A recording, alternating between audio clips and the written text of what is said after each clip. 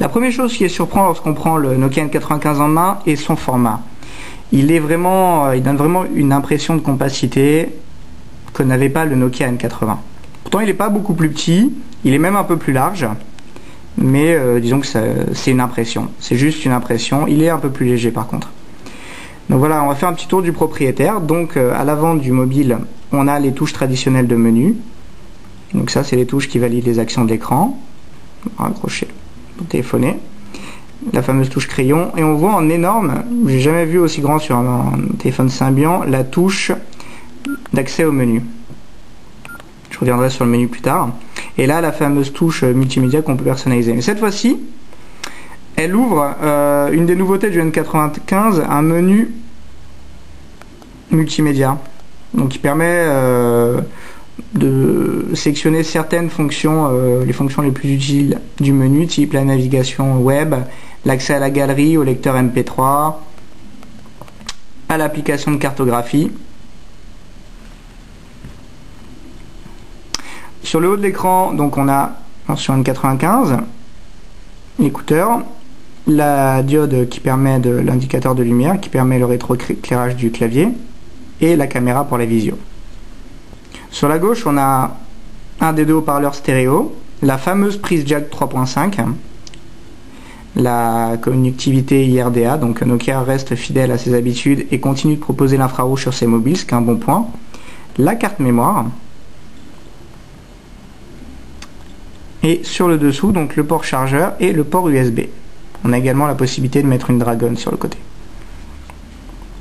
À gauche du mobile, on voit l'accès aux touches rapides qui sont la galerie et le zoom et la fonction appareil photo et le second haut-parleur stéréo.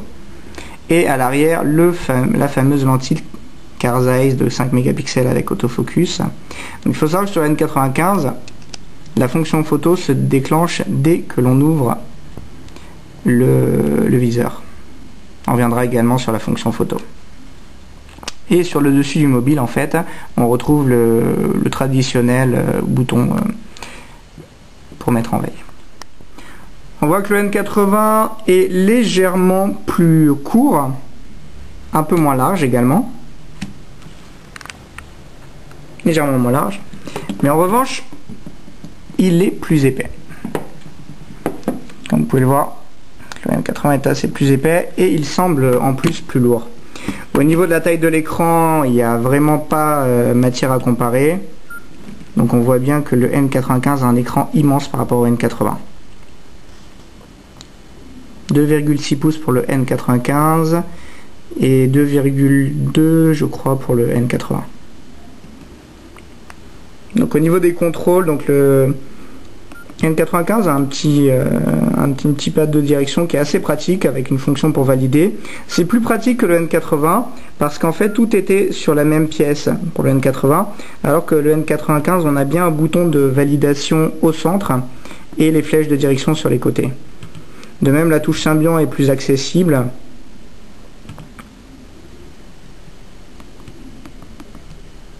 Donc voilà, voici les menus du N80.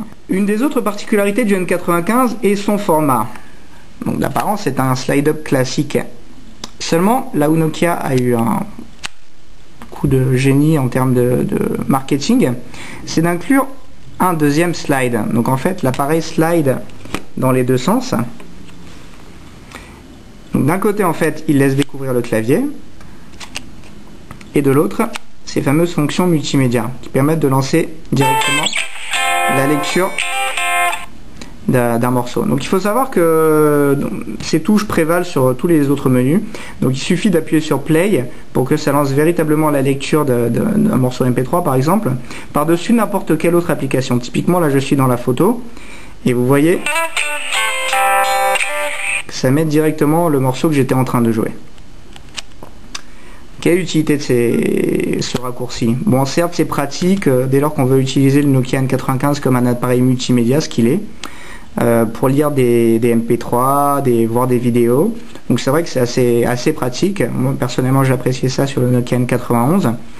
L'avantage de ces touches, c'est qu'elles n'agrandissent pas l'appareil puisqu'elles se cachent en dessous.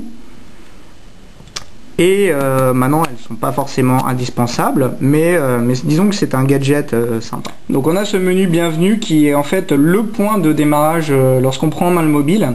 Son avantage est qu'en fait, il regroupe dans un seul menu toutes les applications, les liens utiles pour commencer à utiliser son mobile. J'aurais ajouté en fait la notice d'explication, le tutoriel à cet endroit-là, mais c'est pas forcément très grave.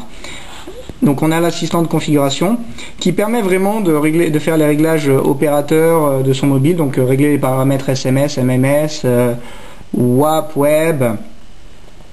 Le transfert qui permet de transférer les données importantes entre deux téléphones Nokia, compatibles Symbian S60 et les appareils sous S40 Third Edition il me semble.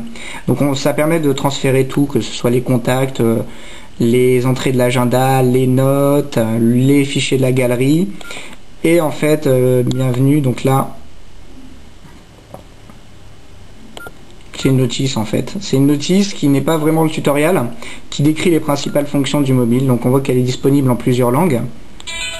On règle le volume. Et donc en fait là, c'est vraiment que des présentations qui vont décrire les fonctions du mobile. C'est très animé, très graphique.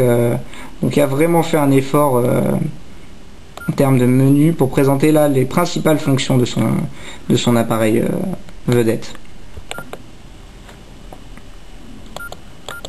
Nous étions dans le menu application.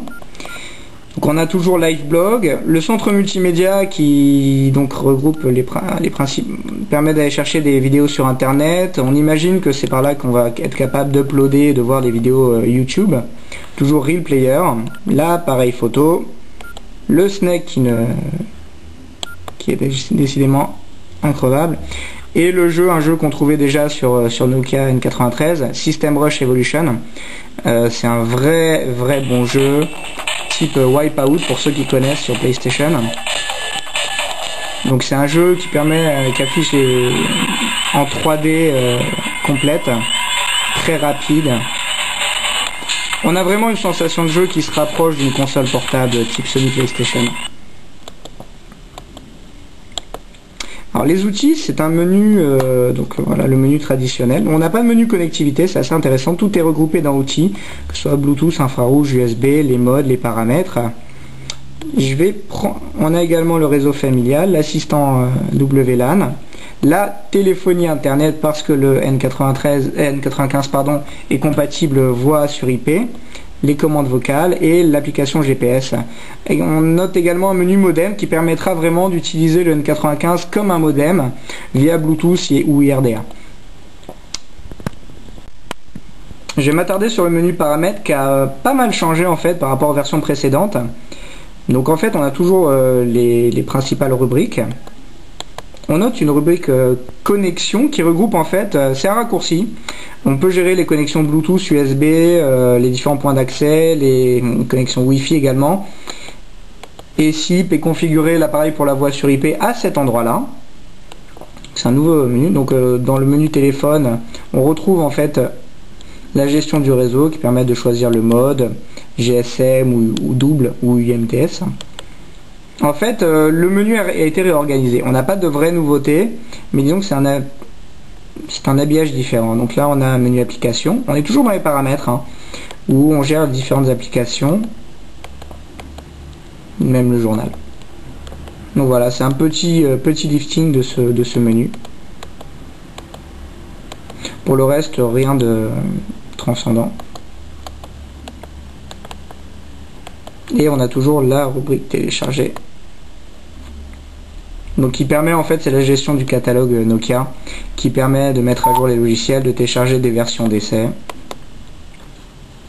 pour l'appareil.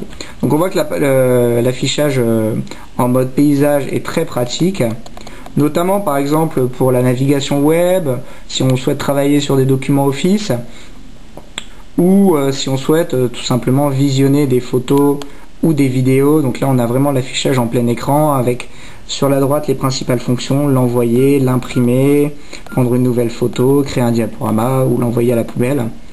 On voit qu'on passe très rapidement d'une photo à une autre. L'appareil est vraiment très réactif, donc c'est vrai que c'est appréciable. Donc on a un vrai plaisir à consulter les fichiers multimédia sur le N95.